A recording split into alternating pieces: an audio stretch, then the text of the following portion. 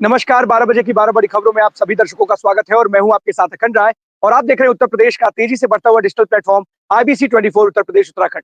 12 बजे की महत्वपूर्ण खबरों की शुरुआत करते हैं। आपको बता दें, आज जुम्मे का दिन है और जुम्मे के दिन में संभल में पुलिस और आरएएफ और पीएससी की तैनाती की गई है। जुम्मे को देखते हुए सख्त सुरक्षा व्यवस्था संभल में की गई है, लेकिन उससे भी ज्यादा एक बयान इस वक्त चर्चा का विषय बना हुआ है। संभल के सीओ अनुज चौधरी का एक बयान है जो चर्चा का विषय बना हुआ है। उन्होंने बोला है कि जो जुमा है वो साल में 52 बार आता है, होली एक दिन आती है साल में। उन्हें सख्त हिदायत देते हुए ये बयान दिया है। उन्होंने कहा है कि जिस किसी को भी दिक्कत हो वो घरों में रहे। अगर किसी ने भी शरारत करने की कोशिश की तो उसके खिलाफ सख्त लहजे में निपटा जाएगा। आपको बयान सुनाते हैं सीओ अनुज चौधरी का, जो इस वक्त तेजी से वायरल है सोशल मीडिया पर। ना निकले। हाँ, नहीं, मेरा मेरा सीधा साफ साफ साफ ये है, होली का दिन है, जुम्मा साल में 52 बार आता है, होली साल में एक बार आती है। तो मुस्लिम समुदाय के लोगों को यदि किसी को लगता है भाई आपको होली के रंग से आपका धर्म भ्रष्ट हो जाएगा या जो भी है, तो वो उस दिन ना निकले, घर से ना निकले। और यदि निकले तो उसका इतना बड़ा दिल होना चाहिए, वो दिल होना चाहिए कि भाई सब एक जैसे हैं, रंग तो रंग है। जिस तरह पूरे साल इंतजार करता है मुस्लिम पक्ष ईद का, इसी तरह से होली का भी इंतजार हिंदू पक्ष करता है। होली रंग डाल के, मिठाई खिला के, बुरा न मानो होली, इस तरह से मनाई जाती है। और ईद में भी लोग सेवैयाँ बनाते हैं, गले मिलते हैं, एक दूसरे के यहाँ जाते हैं, आते हैं। तो सेम उसी तरह का त्यौहार है। तो आप दोनों पक्षों के लिए, हिंदू व मुस्लिम, आप एक दूसरे का सम्मान करें और अनावश्यक किसी पे यदि कोई निकल रहा है उस पर रंग ना डालें।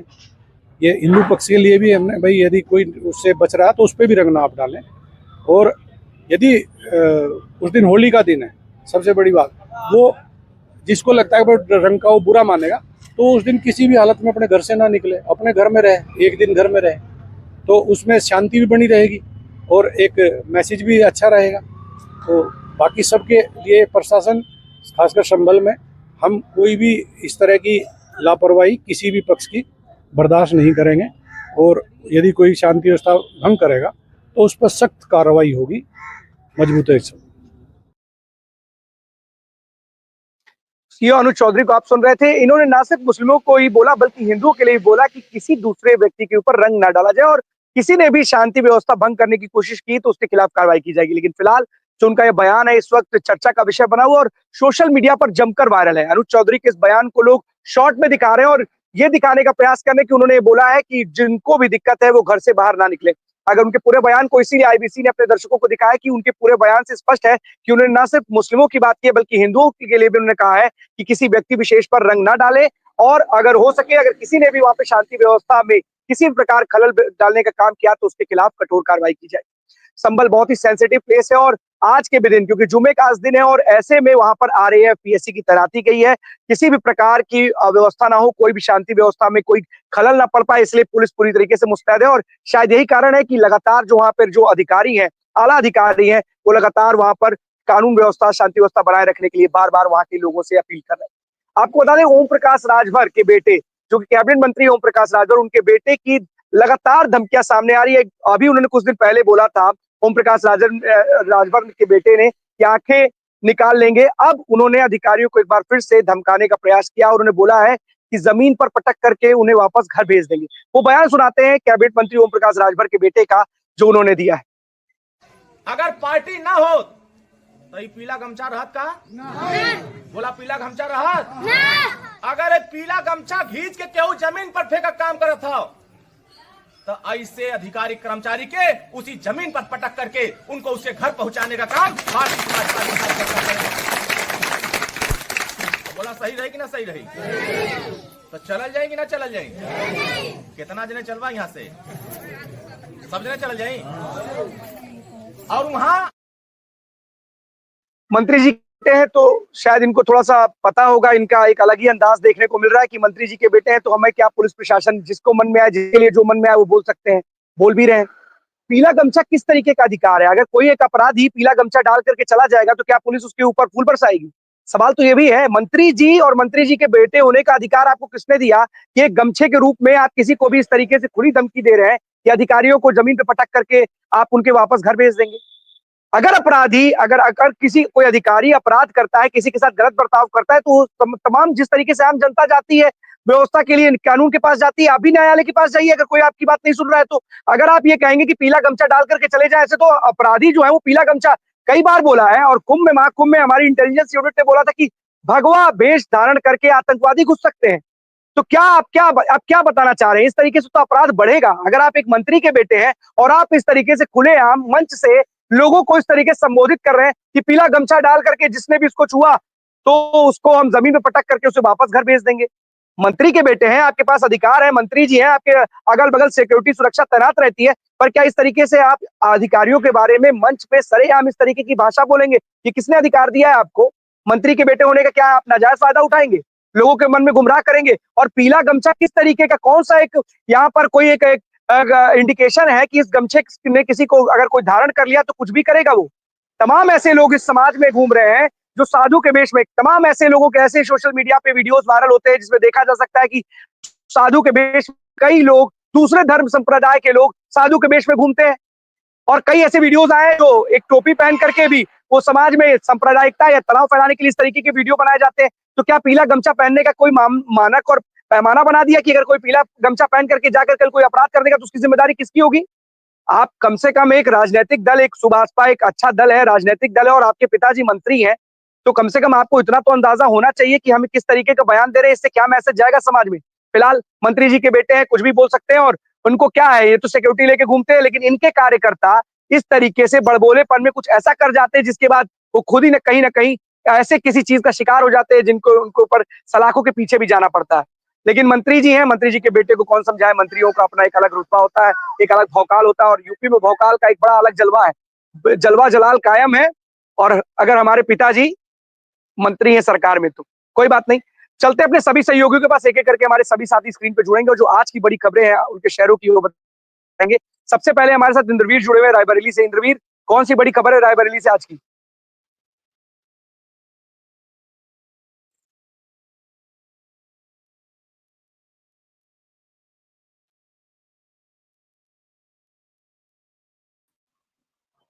अखंड, आपको बता दें रायबरेली की ही नहीं, ये शायद समूचे उत्तर प्रदेश की खबर हो सकती है, लेकिन जुड़ी रायबरेली से है।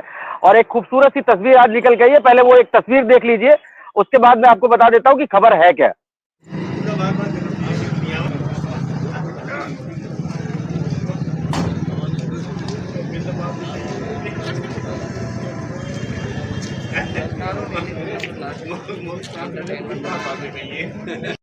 मैम, आज पवित्र संगम घाट से अमृत जल आया है, इसका किस प्रकार से वितरण किया जा रहा है? देखिए, हमारे जनपद में 2 फायर टेंडर के माध्यम से यह पवित्र महाकुंभ का अमृत जल प्राप्त हुआ है।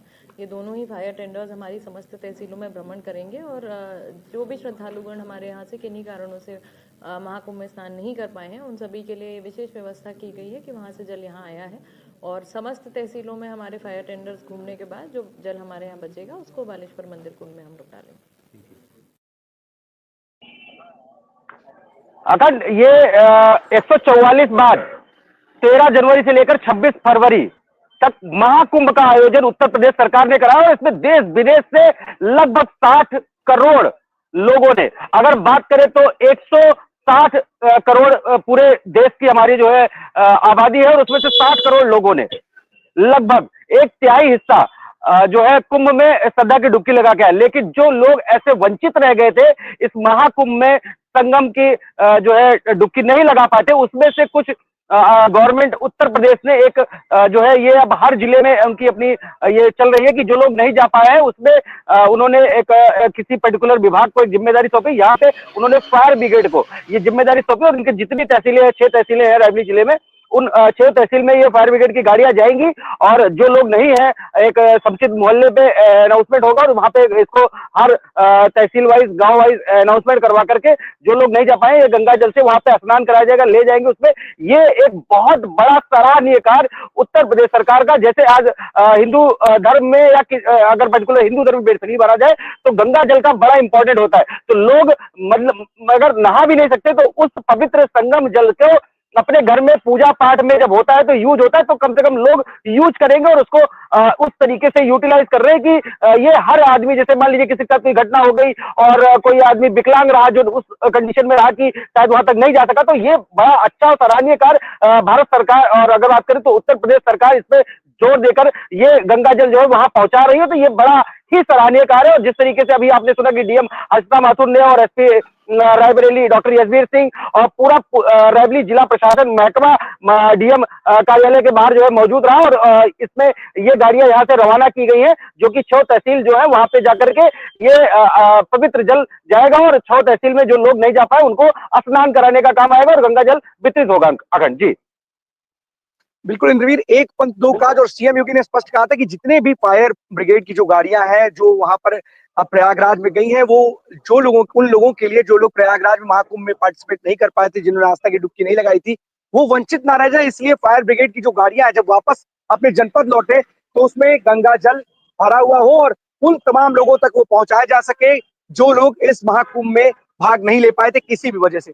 बहुत अच्छी पहल है। और देखिए सबसे बड़ी बात है इंद्रवीर कि अगर आपके प्रदेश का मुखिया इस तरीके की विचारधारा रखता हो और उसकी सोच और एक्टिविटी कितनी अलग हो, क्योंकि देखिए इस तरीके की सोच विचारधारा अपने आप में है, क्योंकि जब वहां से फायर ब्रिगेड की गाड़ियां वापस आ रही थी और इतने वर्षों में इतनी बार महाकुंभ हो चुका है, पहली बार ऐसा देखा गया है कि जब फायर ब्रिगेड की गाड़ियां वापस आई तो इस तरीके से उसमें गंगा जल भरा हुआ था, इसलिए कि अगर वो अपने गंतव्य तक जाएंगी तो जिन जिलों में जिन जनपदों में वो पहुंचेंगी वहां के जनपद निवासी अगर किसी तरीके से किसी वजह से वंचित रह गए हो तो उन तक ये गंगा जल पहुंच सके। तो देखिए सोच ही होती है और सोच के ही वजह से सारी चीजें होती है, सोच से ही विकास होता है। तो एक बहुत अच्छी पहल है प्रदेश सरकार की और प्रदेश के मुखिया ने जिस तरीके से इस तरीके का फैसला लिया, जिसके बाद आज रायबरेली जिले में जिस तरीके की तस्वीरें आपने दिखाई और वहां की जिलाधिकारी इस पर बोलती हुई नजर आई कि जिन लोगों तक ये हर तहसील में जाएगा और जब आखिरी में बचेगा तो वहां पर हम उसको चढ़ा देंगे। तो इंद्रवीर आखिरी में क्या आखिरी बताइए इंद्रवीर। आखिरी में अखंड जब ये जो गंगा जल लाया गया है, जो बचेगा टेकर जो आए हुए हैं फायर ब्रिगेड के, उन टेकरों में जब बचेगा तो वो यहाँ पे पूरे रायबरेली जिले की बात करें तो यहाँ पे बालेश्वर मंदिर है जो लालगंज तहसील के अंदर का पड़ता है, वहां पे उस गंगा जल को जो है वही कुंड बना हुआ है उस कुंड में प्रवाहित किया जाएगा और ये भगवान शंकर का मंदिर है, बड़ा प्रसिद्ध और बड़ा प्राचीन मंदिर है। जी अखंड।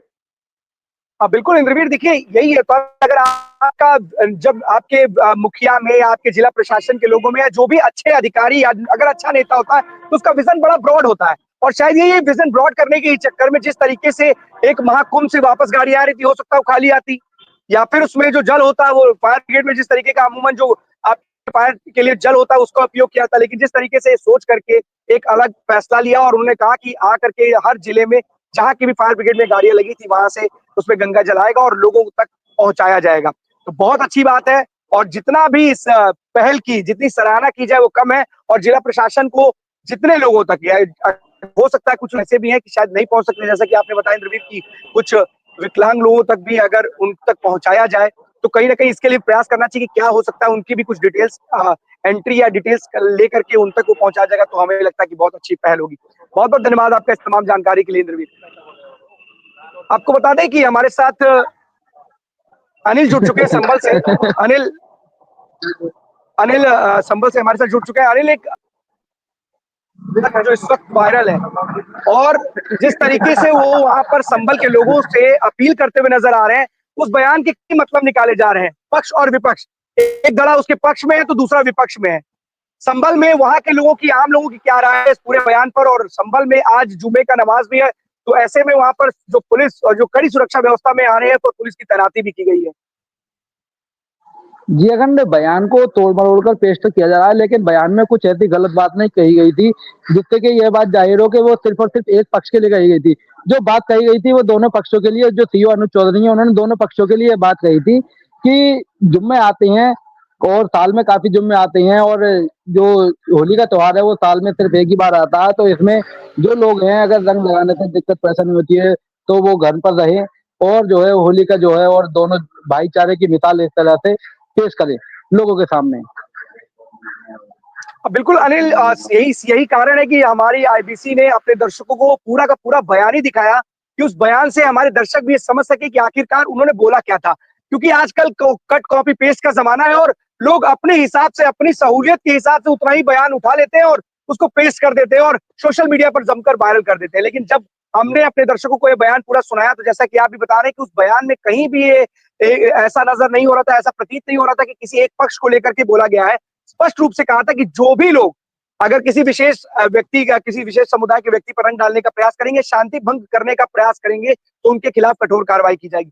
फिलहाल आजकल की सोशल मीडिया के इस ट्रेंड में लोगों के अंदर इस तरीके का एक खुराफात है कि कुछ भी अपने हिसाब से कहते हैं मॉड्यूलेट करके, उसको ट्रिम करके चला देते हैं और उसको एक गलत धारणा बना दी जाती है। और उसमें सबसे बड़ा रोल हमारे समाज के कुछ जो कहते हैं ना कि कुछ अनुभूतियां हैं, विभूतियां हैं, वो भी बिना जांचे परखे उतने ही बयान को उठा करके आगे चल देती है।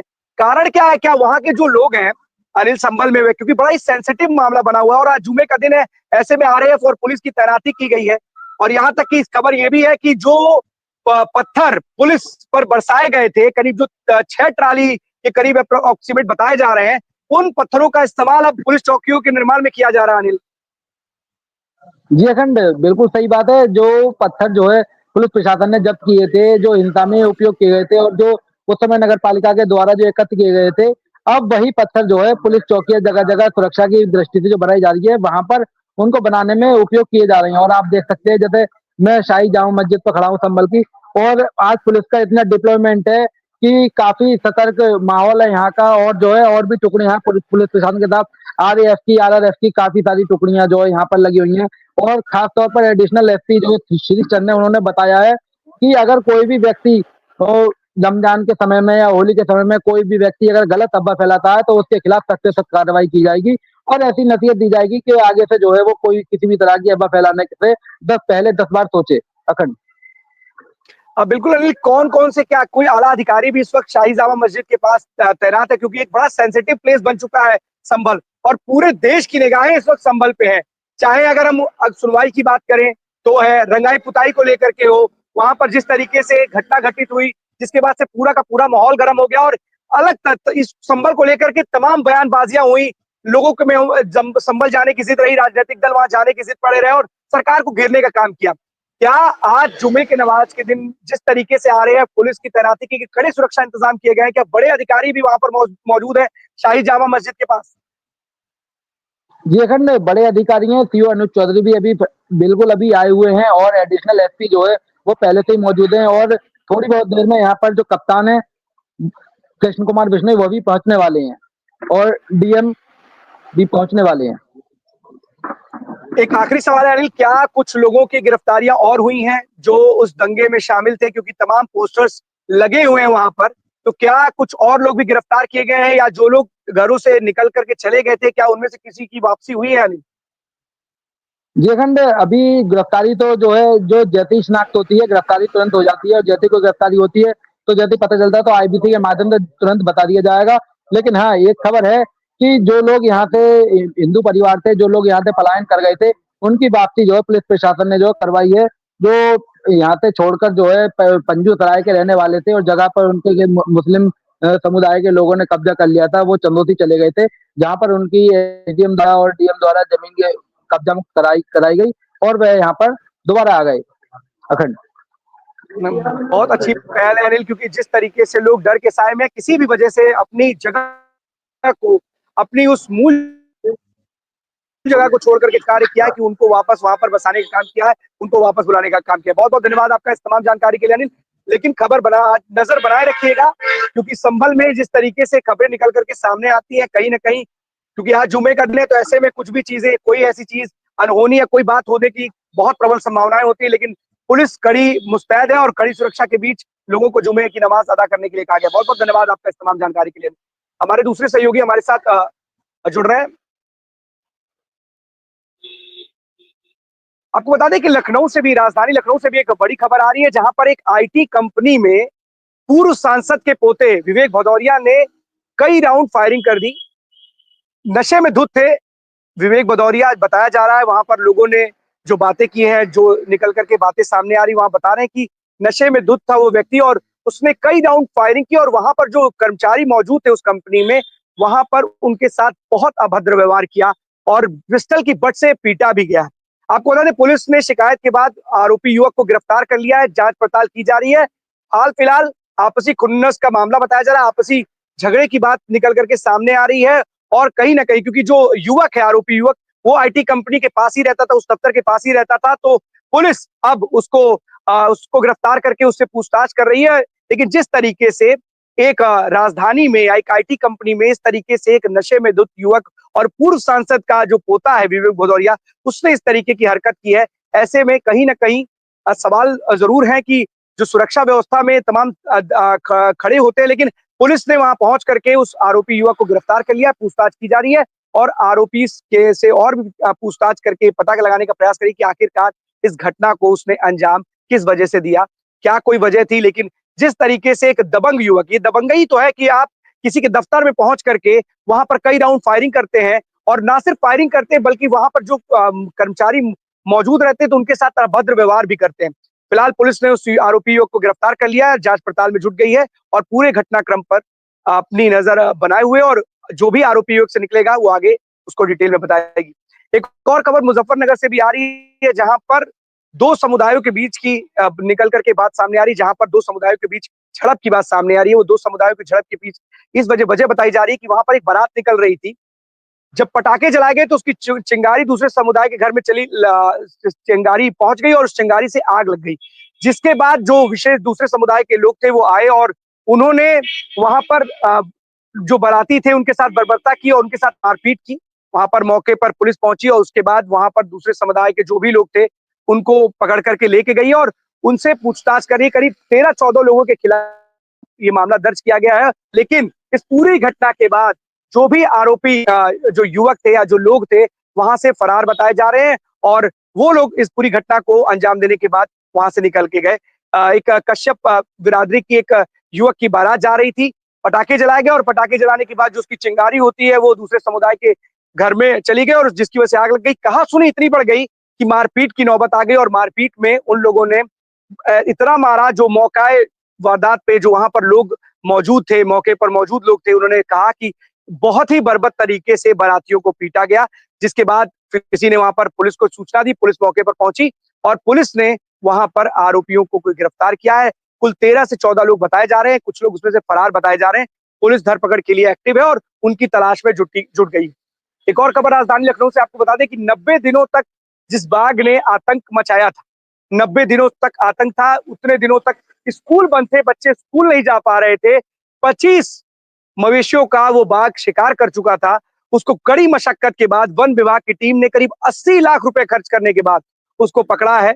80 लाख रुपए खर्च करने के बाद हथनियों को बुलाया गया था, हथनी आई थी कि उसको पकड़ा जाए। तमाम पैतरे चलाए गए, तमाम तरीके अपनाए गए, लेकिन वो बाघ किसी भी तरीके से कब्जे में नहीं आ रहा था और गिरफ्त में नहीं आ रहा था। लेकिन वन विभाग के जो अधिकारी थे, जो टीम थी, वो मुस्तैद थी और 90 दिनों के बाद उसको पकड़ा गया है, ट्रैंकुलाइज किया गया है और इस पूरे अभियान में करीब 80 लाख रुपए का खर्चा है। सबसे बड़ी बात है, राहत की खबर है राजधानी लखनऊ के लिए, क्योंकि जिस तरीके से यहाँ पर बाघ का और तमाम ऐसी चीजें, क्योंकि जिस तरीके से आपने थोड़े दिन पहले भी देखा था कि एक शादी समारोह में एक तेंदुआ पहुंच गया था, बड़ी मशक्कत के बाद उसको 4 से 6 घंटे के बाद उसको वन विभाग और पुलिस की टीम ने पकड़ लिया था। लेकिन यहाँ पर जो 90 दिनों से बाघ का आतंक था वो लगातार जारी था और इस बाघ के आतंक ने लोगों को परेशान किया था, डर के साए में जीने को मजबूर थे। रहमान खेड़ा का ये पूरा इलाका था जहां पर बाघ आए दिन आ रहा था और किसी न किसी मवेशी का शिकार कर ले रहा था। और 90 दिनों से पहले अगर बात करें तो 89वें दिन उसने 2 जानवरों का एक साथ शिकार किया था, मतलब कुछ ही घंटे के अंतराल पर उसने 2 जानवरों का शिकार किया था। पुलिस के भी हाथ पैर, वन विभाग के भी टीमों के पकड़ने के लिए उसने तमाम इंतजाम किए थे, लेकिन उस सारे के सारे जो ट्रैप लगाए गए थे वन विभाग पुलिस की टीम से, उन सबको चकमा दे करके वो फिर से बाहर निकल जा रहा था। लेकिन ये सबसे अच्छी बात है, खुशी की बात है कि वन विभाग और पुलिस की टीम को अच्छी कामयाबी मिली और बड़ी मशक्कत के बाद उस बाघ को पकड़ा गया। फिलहाल पकड़ने के बाद उसके इलाज 24 घंटे का एक इलाज का टाइमिंग होता है। उसके बाद उसको कल दुधवा नेशनल पार्क में छोड़ दिया गया। छोड़ने के वक्त वो वापस मुड़ करके देखता है पिंजरे की तरफ, लेकिन एकदम से आगे निकल करके वो जंगल की तरफ दौड़ जाता है। तो बाघ के आतंक से फिलहाल लोगों को, राजधानी लखनऊ के लोगों को जो डर के साए में जी रहे थे, उन्हें कहीं ना कहीं राहत मिली है। एक और खबर की बात कर लेते हैं, मोहम्मद शमी को लेकर के जो खबर है। मोहम्मद शमी इंडियन क्रिकेटर है और पेस बॉलर है। सबसे बड़ी बात है, इस वक्त रोजा का समय चल रहा है। बरेली के एक मौलाना ने उनके एनर्जी ड्रिंक पीने पर सवाल खड़े कर दिए और उन्हें इसके लिए अपराधी तक कह डाला था। मोहम्मद शमी को लेकर के तमाम बयानबाजियां हो रही थी, कोई पक्ष में था, विपक्ष में था लगभग, लेकिन अगर यहाँ की बात की जाए तो तमाम धर्मगुरुओं ने मोहम्मद शमी का समर्थन किया है। उन्होंने स्पष्ट कहा है कि मोहम्मद शमी ने कुछ भी गलत नहीं किया है। अगर यहाँ के मौलाना राशिद फिरंगी मैली की बात की जाए, ऑल इंडिया मुस्लिम बोर्ड के वो कार्यकारिणी सदस्य भी हैं, उन्होंने भी स्पष्ट रूप से कहा है कि मोहम्मद शमी ने कुछ भी गलत नहीं किया था। उन्होंने बोला कि रोजा के लिए भी कोई सारे पैमाने, हम किसी को भी बाध्य नहीं कर सकते, स्वेच्छा से रोजा रख सकता है, लेकिन हर मुस्लिम के लिए रोजा रख